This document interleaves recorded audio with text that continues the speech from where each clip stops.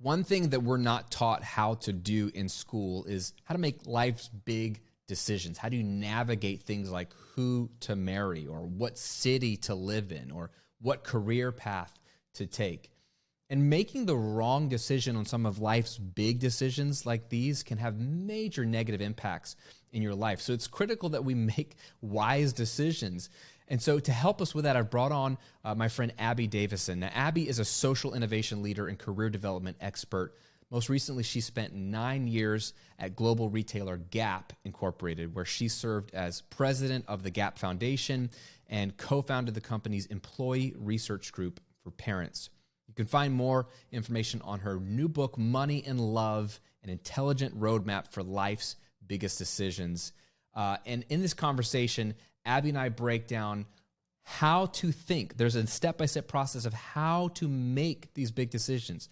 Hint, hint, you don't make them in a vacuum by yourself. But there is a framework that she's discovered and worked through in her book, not only how to make big financial decisions, but really some of life's big decisions.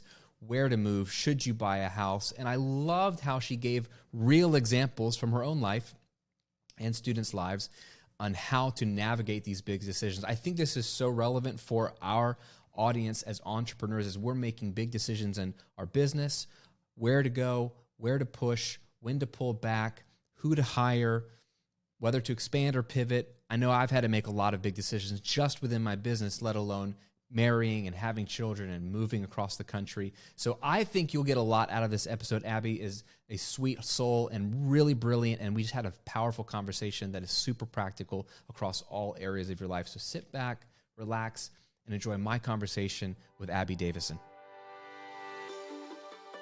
Well, welcome back to the Graham Cochran Show, where each week I'm unpacking the mindsets, strategies, and habits that you need to build a highly profitable and life-giving business. I'm your host, Graham Cochran. Honored to have some of your time today.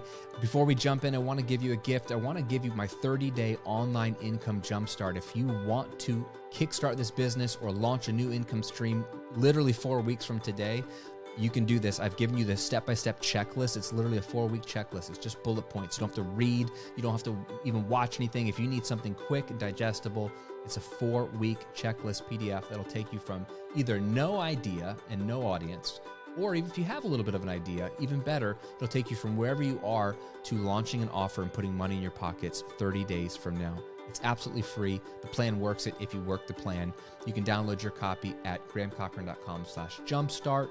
or I'm going to link to it below this video in the description. It's grahamcochran.com/jumpstart for my 30-day online income jumpstart guide. Pick it up, apply it, go make money, build a great business, and have fun. Now let's jump into the episode.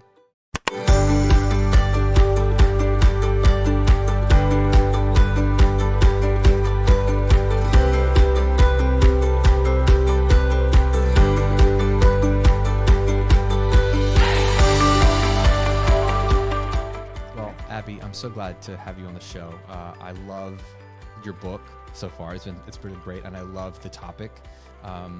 Money is something that I nerd out on personally in personal finance. Like I always say, if I were going to start another like a third business, I would do it around personal finance or managing money. It's fascinating to me, and we all have to deal with it. But I love the way you unpacked it in your book, Money and Love. So I think there's a lot there for my people, not only to talk about money, but also just the way you talk about decision making in the book, and we all have to deal with decisions. So I'm really looking forward to this conversation. I'm glad you said yes. I'm glad you would come on the show. So welcome to the Graham Cochran Show, and thanks for hanging out today. Thanks so much. I'm looking forward to our conversation too. So we'll go right into the book because there's so much I want to unpack. And it's got so many helpful frameworks for navigating big decisions in our lives. But from what I understand, this is an area you started studying in college. So like what got you into this topic? Why did you want to delve into it? And what made you want to keep exploring it and eventually write a book about it? Well, it was actually graduate school. I wish I had taken a course on decision-making in college, but I didn't. I mean, there aren't any really offered, certainly not where I went. And in my early and mid-20s, I found myself having to make big life decisions and not really having a way to know if I was approaching them the right way. Should I move to a new city just because it seems like a great place to live, but I don't have a job there yet? And I'm started seeing this person, and how do I know if they're the right one for me? And if we want to take our relationship to the next level, and what does that even mean? So I certainly made some of those decisions, but I didn't have a way of knowing if I was approaching them the right way. And I kind of felt like I was muddling through. And so when I got to graduate school and took this class that my co-author taught, it was called Work and Family, which is another way of saying money and love. Yep. And she is a pioneering labor economist, one of the first women faculty members hired at Stanford Business School. It was like a light bulb went off for me, because I realized that one of the reasons I was struggling so much with making big life decisions was that the conventional wisdom that we're taught is all wrong. We're taught to really separate money decisions, financial decisions, and analyze them and think about them with our heads, run the numbers. And for love or relationship decisions, just think about how you feel and what is your heart telling you. And that compartmentalization is completely flawed. All of the biggest decisions in life, really every decision, has a component of money and a component of love. I mean, the person you decide to spend your life with has a huge impact on your career, and how much you save out of each paycheck has a lot of implications on your relationships. And so there are just so many ways that these two things are intertwined. And once I understood that, and once I started applying that same way of thinking, my decision-making became richer. I became more confident, and I got the chance to take this course with the guy I had been dating at the time. We'd only been together for about a year, less than that. And because we were graduating, we had to make some big decisions of, are we going to look for a job in the same city? If we end up in the same city, are we going to live together? And because we were sort of forced to by nature of the class, we had a lot of uncomfortable decisions, uncomfortable conversations about big decisions that we might not have had otherwise. And it has served us so well. Fast forward 15 years, we have been married for 13 of those years. We have 2 kids. We've had lots of opportunity to practice our decision making over that time.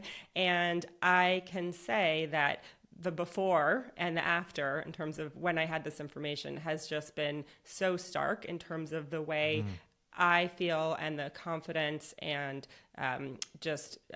reassurance I have that I'm approaching decisions in the right way.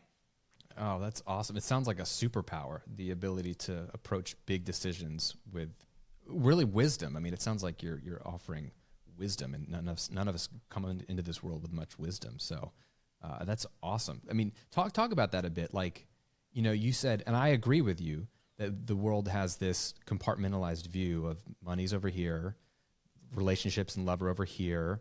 I push back about this a lot in the business space. Like, business is one part of your life, and then you've got your family and your other life, and you make these decisions separately. I'm like, how do you separate these things? They commingle, and like every decision you make in your business is going to affect your family life. Or if I work this many hours, I don't get to spend that time with my kids or my wife, or I can't take my kids to school, and so they affect each other. So can you give some examples of what are the common narratives let's say in the money space that are examples of that compartmentalization that you were saying, like, this isn't right, this isn't real life in terms of the way we need to make decisions?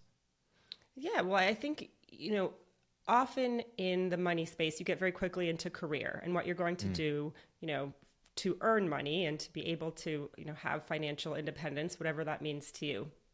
And so many of the career books to help you figure out what you want to do in life is all about you. Like, what color is your parachute? Designing your life. Like, it's, you're taught to think very myopically about yourself. And that's true when you are, likely growing up and going through school. I mean, you're certainly part of a family unit, likely. But if you have anyone in your life that you want to see frequently, could be a romantic partner, could be a set of close friends, your decisions affect those people. And I think certainly we get into this mode because we're taught these things that, okay, well, this is really just my own decision. It's my personal decision, and I'm just going to make it on my own. And so we hear from people who have like accepted jobs without talking to their life partner, have, that actually have significant implications Yes. because they thought, okay, well, that's just me. And actually it's more money. So of course they're going to support this. But really, and we will get into this, we have this 5-step framework to help people slow down their decision making. I mean, often when we're making big decisions, we don't like ambiguity, we don't like uncertainty, and so we rush. We want to get to the other side as quickly as possible. And so a lot of the wisdom, as you mentioned, that we're trying to bring is to help people slow down. It's rare that we have to make big decisions overnight. And by bringing some structure and a flexible but sturdy framework, we want to help people understand that actually this decision affects a lot of people, and there are ways to do it that can really maximize the benefit for all the people who are going to be affected by it.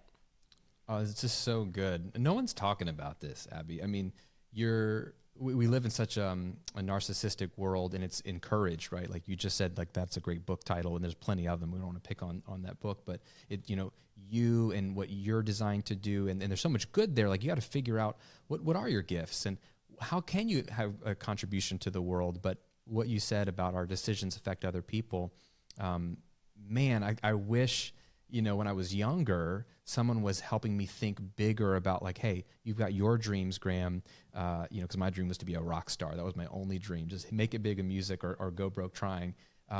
You have your dreams, and those are good. And then also, you already have other people in your life as it is. And then if you want to get married one day and have kids, like think about the bigger picture, the kind of whole life you want to have. And they all, these things all fit together somehow like a puzzle. So you can't just, like you said, myopically look at those things. So I love that you're at least acknowledging that, because not everyone's talking about this. But you mentioned something so critical: not rushing, slowing down. Why do you think, do you think that people feel like this pressure to rush through decisions? Is it that you said we don't like ambiguity, and it's just internal? Or is there outside pressure to like make a decision fast? Or like, where does that come from, that hurry up and like decide on this big life thing?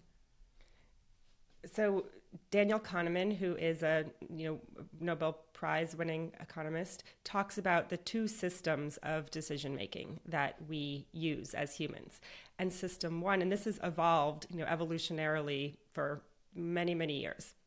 And system one is activated when we are in heightened states, right? Like fight or flight, and it's emotional, it's quick, it's very sort of instinctual, right? And this is like the default for a lot of us. We're not being chased by woolly mammoths anymore, but we are, having very stressful, loaded lives and decisions that come at us, particularly when there are like big dollar signs attached to them or, other scary things. System one gets activated. And system two is more about rational, logical, deliberate, systematic thought. And that is harder to access. And it is harder for us as humans to override our impulse and our bias to kind of go to the quick decision, system one way of thinking, and access system two. But system two is really where you get much more complex, sophisticated way of approaching problems. And so when we talk about trying to help people slow down, it's really trying to help them access system two, because that will help them lead to decision making they are less likely to regret in the long run. I was thinking about that word regret. Jeff Bezos from Amazon always had that idea of minimizing regret as a decision-making filter. Like he would project into the future, which decision would I have the least amount of regret or no regret? Do you kind of agree with that concept? Yeah, Jeff Bezos and I don't agree on a lot of things, but you don't have to agree with him personally in some of his shenanigans. But I do think that we are wired to try to minimize regret, but we do, and so I think it's helpful. We don't always know what we're going to regret. right? And so it's hard to just apply that as a filter without taking some steps to try to get at more information about how regret especially will play out over time. And we can get into that with our 5Cs framework, because I think it's helpful, but I don't think it's as easy as it might seem on the face of it. Yeah, well, let's get into it. So you do have this awesome framework in the book, your 5Cs, and you say it can be used for virtually any tough decision one would have to make. It doesn't have to be money. So can you walk through what are those 5Cs, and then let's maybe unpack them and apply them to a business owner or to entrepreneurship and making those types of decisions? Yeah, and I think before I just get into it, I'll zoom out for a moment and say we wanted to develop a framework because these decisions are so daunting, but they're also very unique. No two people are faced with the exact same circumstances. And so we wanted to develop something that could be applied to a variety of situations, and certainly won't tell you what to do, but that would give people the tools to approach the decision in a way that would lead to more confidence about the way they approached it. And the quality of the decision isn't dependent on whether the outcome is positive or not, right? So I think often we think, I made this decision and it went really well, and so it was a good decision. But actually, you can make a good decision and have things go sideways, because the world is the way it is, and sometimes monkey wrenches get thrown at you. And instead of kicking yourself about, why did I mess up? You actually can have confidence. Well, I actually made a good decision. It just didn't turn out the way I had hoped. And so that's, kind of fast forwarding about what I hope people take from this is reassurance and a sense of I am doing the best that I can with the information that I had. So that's a great distinction. Real quick on that tangent. Do you have a personal example of a decision that was the right decision? You went through this framework, made a good decision, but it didn't seem like it was good in the front end because of these uncontrollables, but you had the confidence and the peace knowing I made the right decision. Do you have an example like that? I do, and it's a deeply personal one, and I'm happy to share. But maybe let's go into the framework first. Sure, I think it'll help. Have more context. And then I can circle back to that. So the 5 C's. I'll start with C, and it starts with clarify. So clarify what's most important to you. That is, I can go deeper on that after I go through, because I think that is actually the key to really spend time on before you get into the rest of the C's. So clarify what's most important to you. The second C is communicate with the other people or person who will be affected by the decision. The third is choices, as in generate a broad range of them. The fourth is check in with friends, family, trusted resources.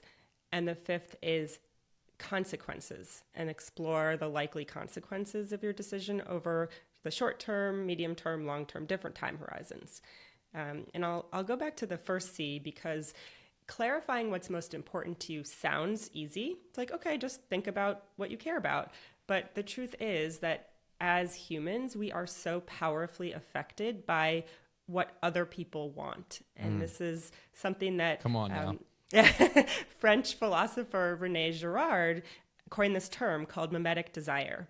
And it describes how when we see other people wanting things, we start to think we want those same things. And so if you're happy renting your place and you see all the people around you start to buy their own homes, you might start thinking, oh, maybe I should look at buying a place because maybe I should want that. It seems like everyone else is doing it. And that's an example of mimetic desire at work. If that's not something that's really important to you, you can still be affected by it and internalize it in a way that you think you really want it.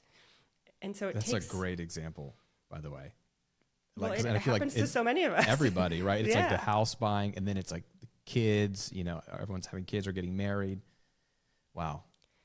So you have to do deep self-reflection to identify your core values. What are those things that make you tick that really, if you're not living in alignment with, you're going to feel a deep sense of cognitive dissonance or disconnection.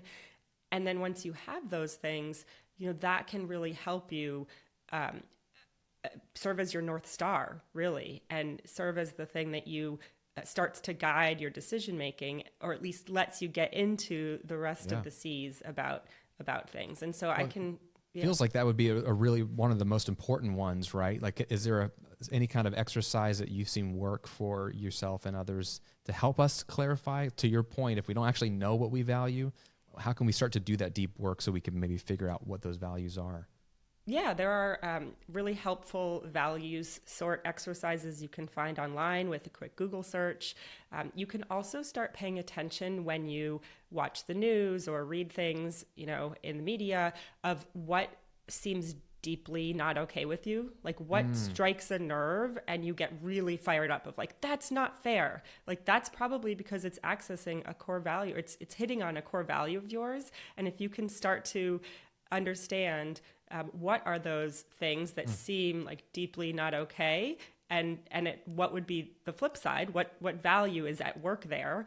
I can give you an example. When I went through my co-author's class, she shared data. I always thought that when I had kids, I would work part-time. I had seen my mom do it. She actually paused her career when my brother and I were real young, and then went back, as a school librarian when we were older. And she had the summers off. Like she had a schedule that worked for having children.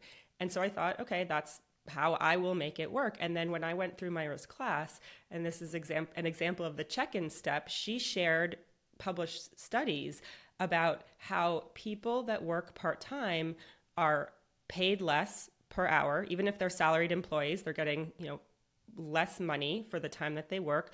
They have fewer benefits. They have fewer advancement opportunities. They're not getting the plum assignments.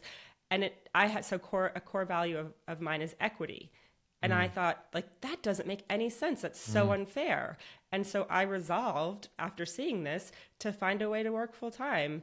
When I was, still in a corporate job, like I wasn't going to go down to 4 days a week and end up working more than 4 days a week, but only getting paid for, 80% time. And so that was an example of how checking in with research actually helped me change my mind, because it hit on a core value of mine.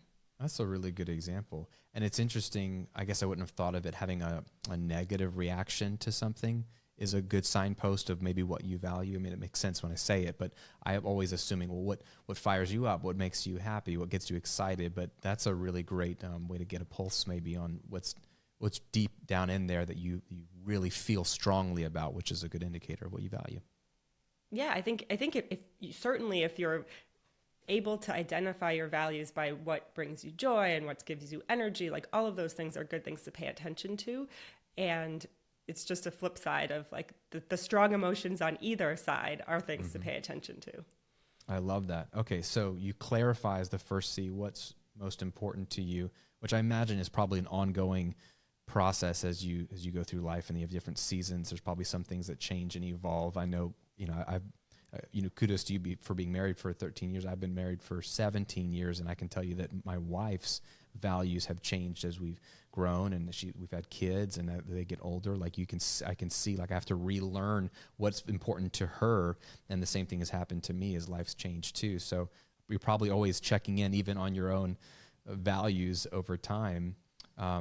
I love that. So then you're communicating with the people who would be affected by the decision. So what would be an example of that? Like you've got an idea of what you value. You're trying to make a decision.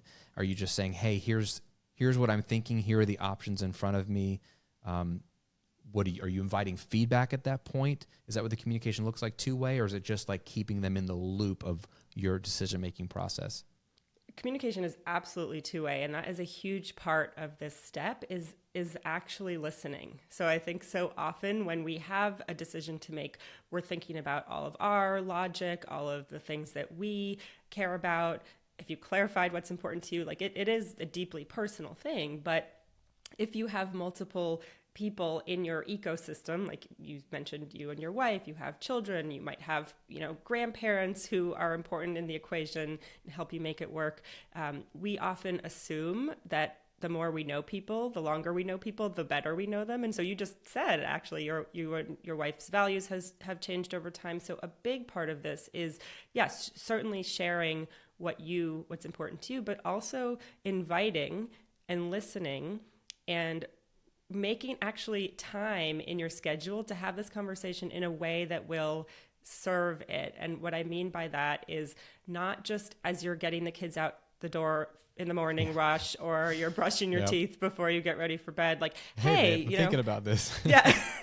But Wait, actually, what? like, yeah, exactly. Like, make an appointment just as you would any business meeting, any decision that's going to be like significant deserves a time and a place to have the full discussion. You know, my husband and I, we live in Northern California. One of the reasons we live here is we love hiking, and we love, getting outside on the weekends. And so we'll often save our big discussions for a hike, and we'll let our kids run out ahead of us. And there's something about getting away from the dishes that need to be done and the laundry that needs to get folded that just helps us think more expansively. That's a beautiful example.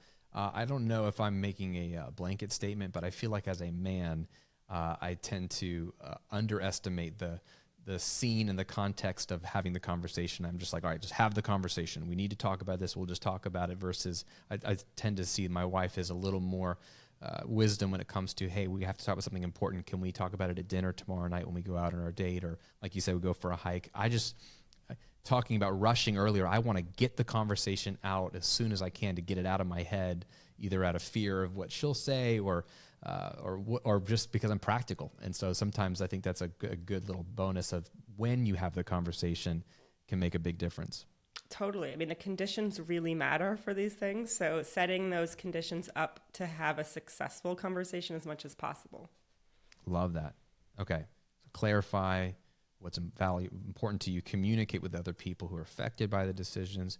Choices. So when it comes to choices, is this just pretty straightforward in terms of like, let's just list out what are the options in front of me? Or is it like, here's the options I see. Are there any other options? Are we getting curious about maybe things we haven't thought about at this stage? What does it look like?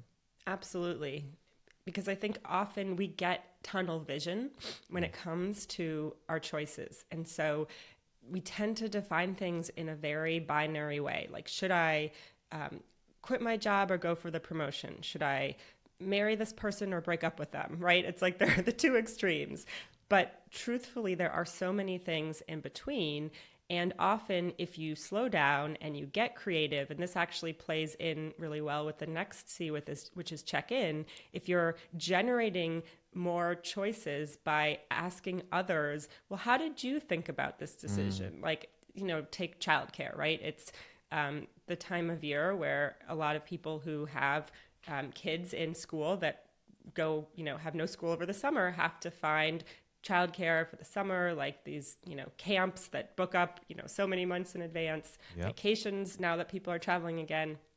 And so talking to other people who have gone through this, it's not just like about the two things that you might see in your mind. And by the way, when we sort of only see a couple options and they all look suboptimal to us, like that's when decisions are, you just want to get to the other side of it. But having an ability to generate, how can you get at what you're going for without the two extremes? Are there ways? How have other people done this? Like that's where you can really start to get creative and might find something that allows you to have your cake and eat it too. Yeah, that's so important. I personally struggle with this. I have a very dichotomized brain. I'm black or white thinking a lot. And I'm taking my wife, being married has helped point it out to me. When you're married, that becomes like a mirror. You learn a lot about yourself when you're in a relationship like that. And I've learned over the years, wow, I really do gravitate to it's this or it's that. And both my wife and then I've been working with a couple of mindset coaches over the years, have been trying to train myself to slow down. And the word curiosity is the one I suck at. So it's like, get curious about what are some other possibilities? What might be possible? We don't know. Maybe those are the only options, Graham, but what might be possible? And that process has been really good for me. And the other thing that you said, and I agree with, is getting other people's opinions and feedback, at least into the mix, to consider a possibility you haven't heard of before or thought of before. I think reminds me of, in the Bible, in the book of Proverbs, there's this line that in the abundance of counselors, there's safety.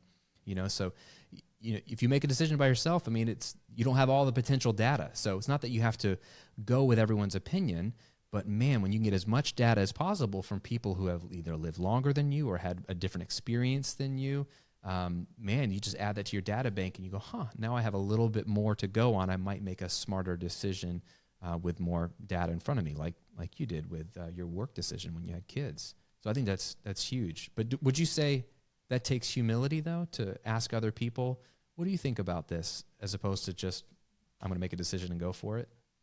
Oh, absolutely.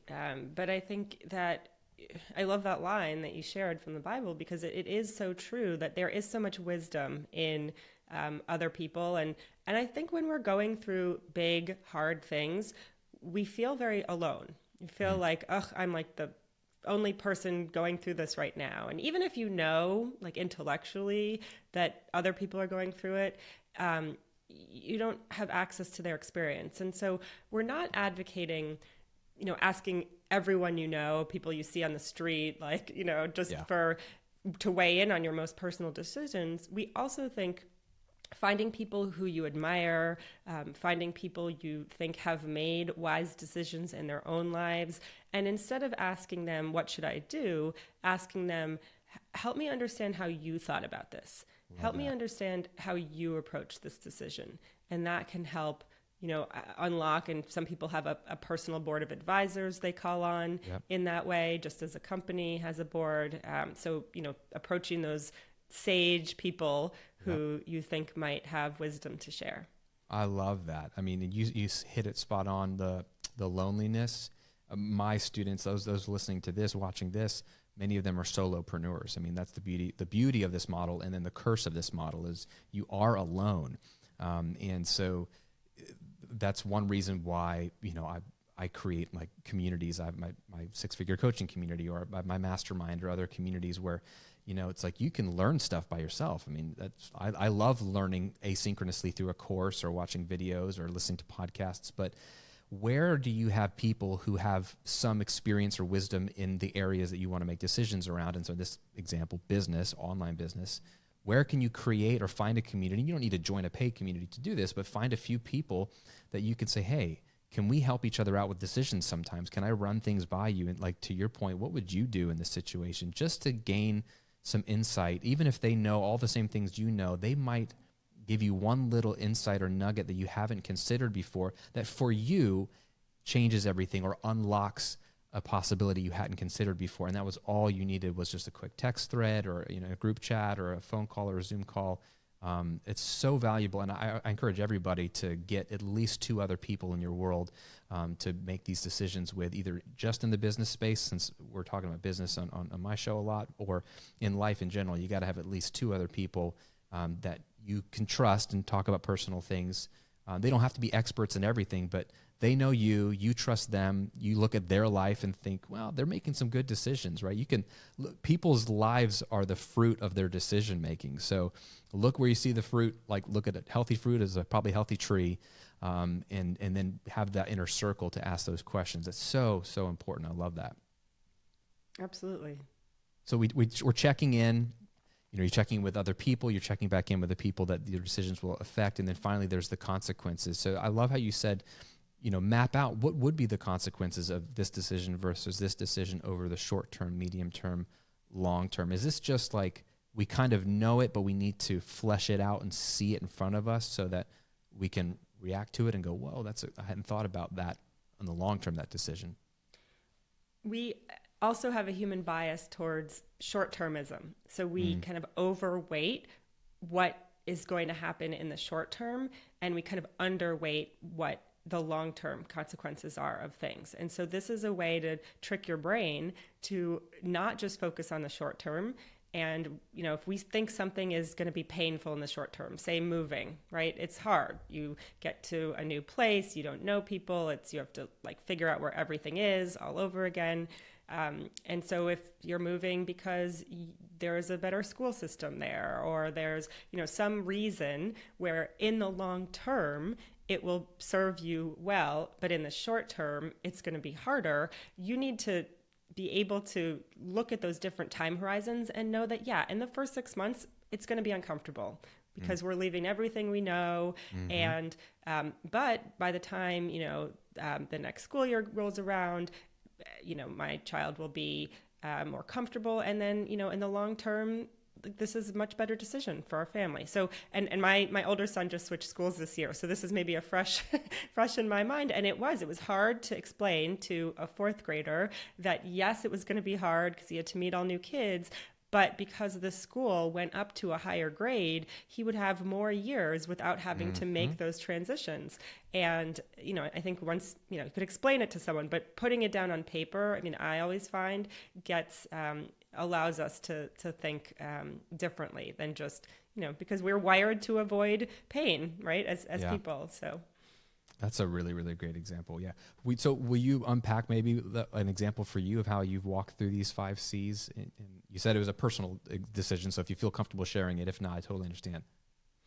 Yeah, no, I am happy to share. But the decision, I'll share a way that my husband and I walked through these 5 C's. We road tested this over and over the past, number of years when we were working on this book. And both my co-author and I actually applied the 5 C's to the same decision, which was whether we should move and where to move during COVID, and actually came out with really different results. And so that's a way of showing, the same framework can lead you really different places. And so, when we started talking about moving, it was the height of lockdown. I think everyone was feeling like no matter how big their space was, it was too small. Too small, yeah. We had 2 young kids who were Zooming into Zoom kindergarten and Zoom second grade, if you can imagine that. Oh, and yep.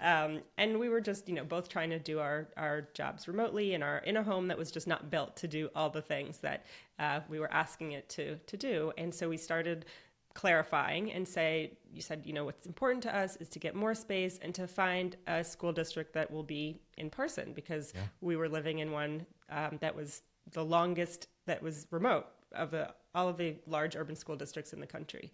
Wow. And so we started looking at other options. We communicated with each other. My dad lives nearby, and so we were thinking about moving to the suburbs closer to him. And so we said, are you staying put? Like, if we move closer, are you going to be there?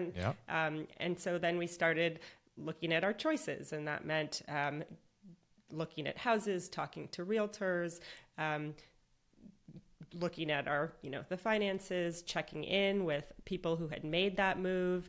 And actually it was really interesting because when we did the check-ins and looked at the numbers, we realized that we actually needed to re-clarify what was important to us, because we saw the math, and that if we were going to be trading for a bigger mortgage and all the things, it would tie us to jobs that we didn't want to be in for the foreseeable future. I was working on the book, wanted to do something entrepreneurial with the content there.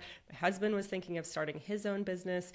And so what we realized was important to us was career flexibility and the ability to live in a way that would allow us to explore, to take some risks and to explore paths that we wouldn't have been able to do if we were beholden to a much bigger mortgage. And so we looked at those consequences of taking on this additional debt and decided to stay put.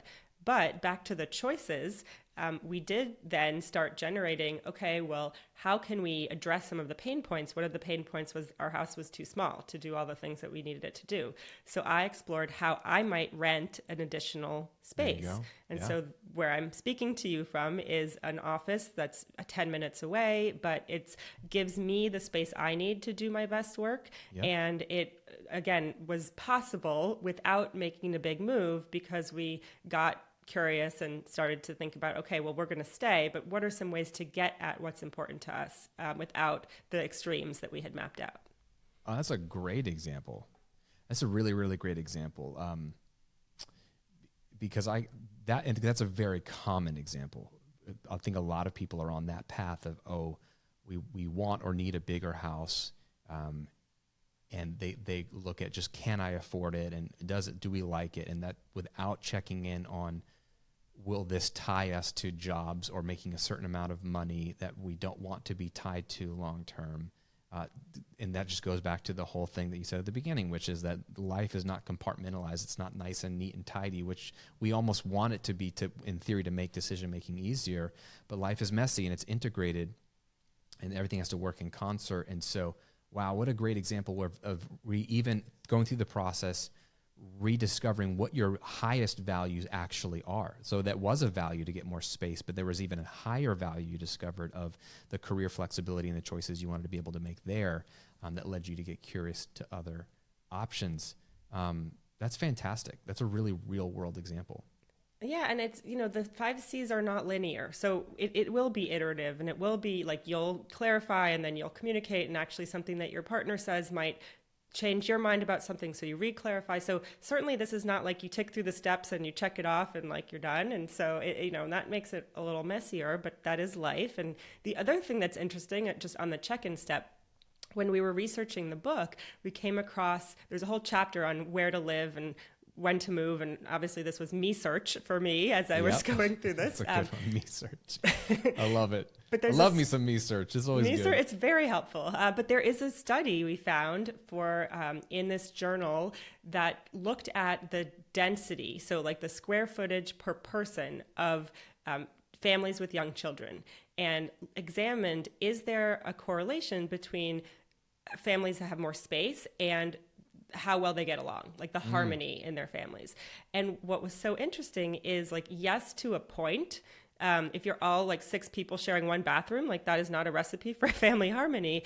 But actually too much space is not good either. And particularly for families with boys, which is what we have, actually there could be a real detriment to having too much space, because you don't have that, closeness and togetherness that you sometimes having a smaller space forces you to have. So I thought this was fascinating. So this check-in, it's not just about, talking to people, but it's about, is there research that could help you with this? And once we saw this research, it was like, okay, that makes sense. And it actually brought us a sense of peace. It's like our space is not bigger now, but we feel like we've gone through, this process. And to the point of like, yeah, of course, do I wish sometimes that like everyone had their own bathroom? We didn't have to like converge in the morning and the same one, of course. But there is this sense of, we've gone through this process, we feel more confident, we've made some changes around the edges that help our family work better. And and we think like, hey, my husband's 6'4". If the kids end up that tall, we might need, to rent for a few years and then move back when they're in college. So, but we just are trying to get real creative. And I love your word curious about how we might make this work, because there's so many things we love about where we live. I love all of that. And yeah, maybe curiosity can be like this hidden 6th C that you bake everything in.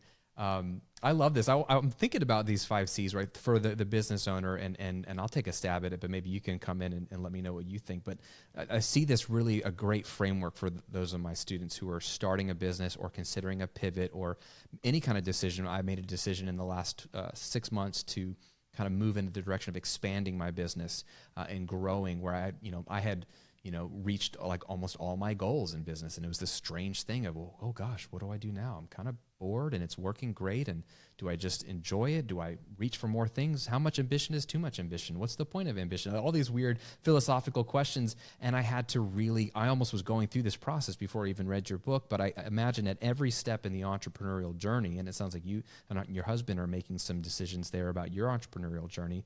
Too many people come to me thinking, oh, I just want to learn how to make money online or start a business. And so they have a goal, that's a value to them. Okay, well, there's a lot of ways you can make money. And in my space that I'm in, it's kind of an icky space because there's a lot of people selling you ways to make money quickly. But is that your only value? It's not for me. I try to really, evangelize my audience and help them to think about like, hey, what else do you value? Do you have a family? Do you value being able to have time to sleep at night? Have flexibility in your schedule? Like if you have a friend come in from out of town, you could take a 2 or 3 hour lunch in the middle of your day to see them. Like what else do you value? And does then the business model in our this case serve those values or not? And would you consider or be open to a business model that maybe is a slower buildup, like the one I teach? So it's in the short term, it's a little painful because you're not making all that money now, but in the long term, it's very sustainable, it's very flexible, it's very scalable without you having to put in as much time. And so all of those clarification things I'm trying to do on the front end, be very honest with people, and I talk about it in my book. Here's what you can really expect. Is this what you value? Because if not, you could find other ways to make money, but my way that I teach allows for these other values to come into play. And then really the other 4 C's, I wouldn't encourage anybody to start a business without talking to the other people in their lives, because it will affect them. And you want to look at your choices. And there are a lot of choices, a lot of ways to make a great living online. And you should check in with other YouTube channels and podcasts and educators about how they've succeeded in online business. And then you should look at the consequences. Like, will this business serve me in the next 5 years, in the next 50 years, and how much, of that you can figure out. It's worth considering. So I think this would be, I'd like to actually take this, put it in my course at the beginning, and have people to go through this process and read your book before they even jump into making the decision to start a business, because I think people think they want to do it. They know they want to do it, they think, but they haven't considered all these other things. So would you say that would be is that a reasonable way to apply these 5 C's to jumping into business?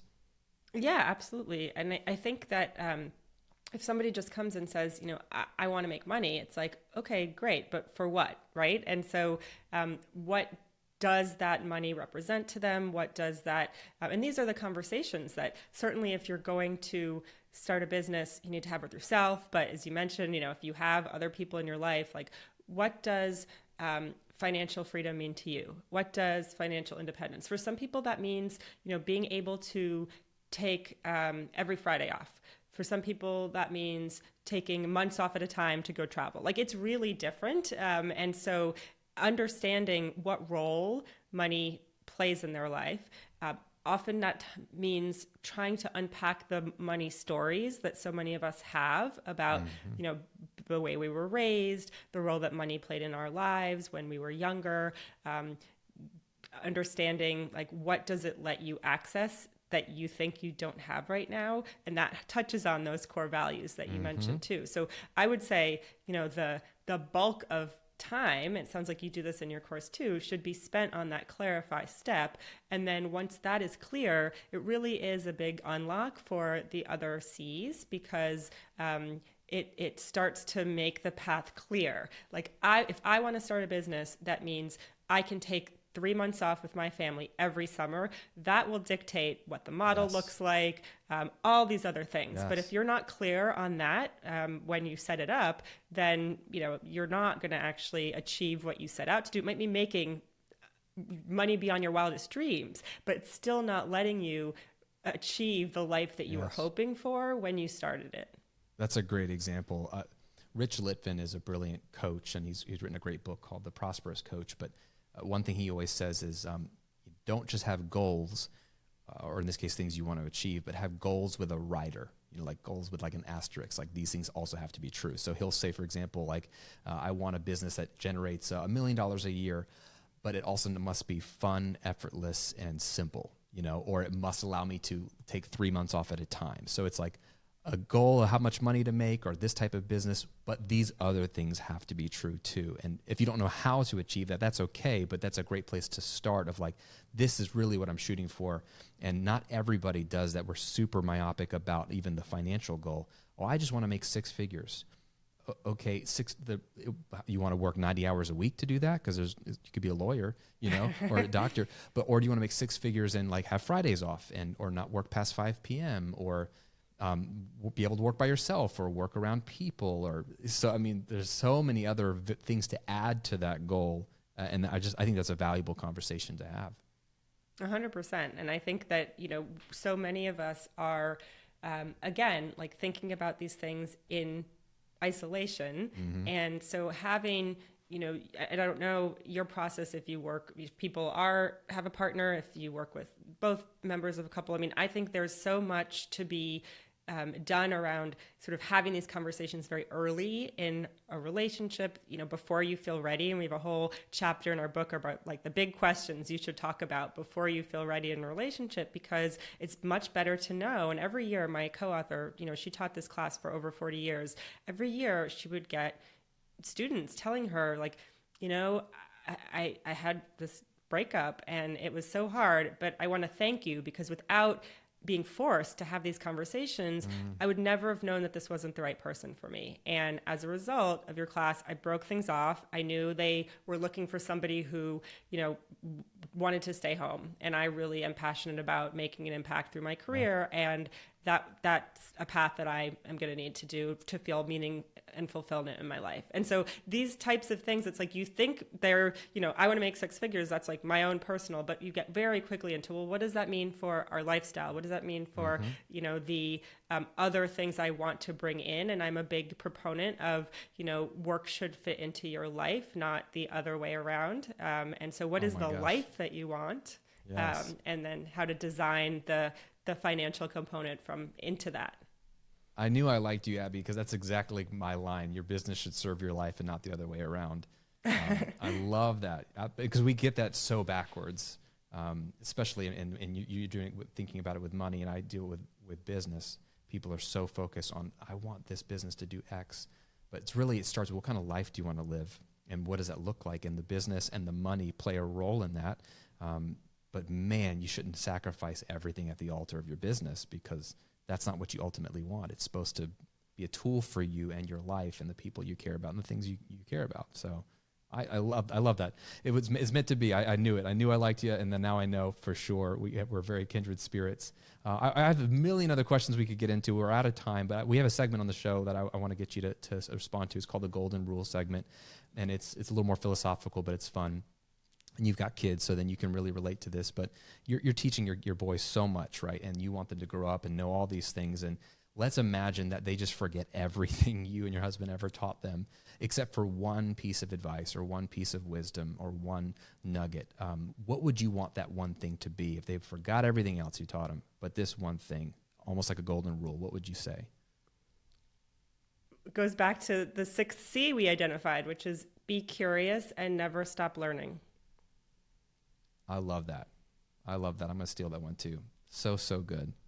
Oh, Abby, this has been great. Guys, the book is Money and Love, an intelligent roadmap for life's biggest decisions. You can pick it up at moneylovebook.com. There's also a bunch of other resources there as well, so check it out and read it, and then make better decisions in your life, your business, your relationships, your money. I think your future self will thank you for it. So, Abby, thanks so much for taking time out of your day to hang out with us today.